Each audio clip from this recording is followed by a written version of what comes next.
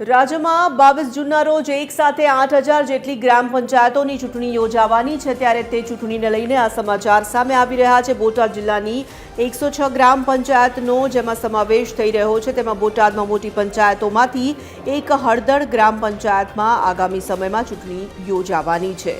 ગામમાં છેલ્લા 2.5 વર્ષથી વહીવટદાર શાસન ચાલી રહ્યું છે ત્યારે અનેક વિકાસના કામો થયા છે અને અનેક કામો બાકી છે। ગામની શેરીઓના અનેક રોડ રસ્તા પર આરસીસી અને બ્લોકના કામ થયા છે તો કેટલીક શેરીઓ વિકાસથી વંચિત છે। TV13 ગુજરાતી ન્યૂઝની ટીમે સ્થાનિકો સાથે વિકાસના કેટલા કામો બાકી છે, ગ્રામ્ય સ્તરે કેવી જરૂરિયાત છે અને વહીવટદાર શાસન સહિતના પ્રશ્નો અંગે વાત કરી હતી। આરોગ્યની સુવિધામાં હાલ અમારે આરોગ્યની મોટી હોસ્પિટલની જરૂર છે। અત્યારે અમારે આરોગ્ય છે પણ એ પંચાયત ઓફિસમાં એમને રૂમ આપેલ છે, આરોગ્યની ફૂલ જરૂર છે।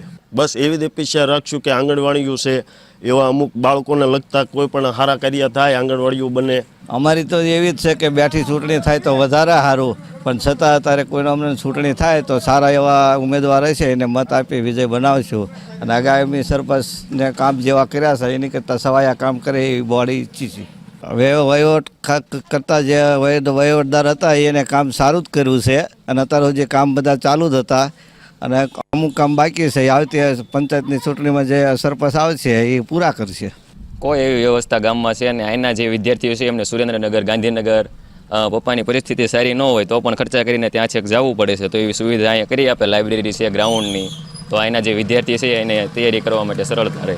રોજગારી માટે કોઈ એવા ઉપાયો જ નથી ગામમાં, બધાને અહીંથી દાળીએ જ જવું પડે છે બહાર। જરૂરિયાત એવી છે કે નવયુવાનો માટે અહીંયા મેદાન છે, પછી વાંચવા માટે લાઇબ્રેરી છે, એવું બધું કરી આપે તો સારું કહેવાય।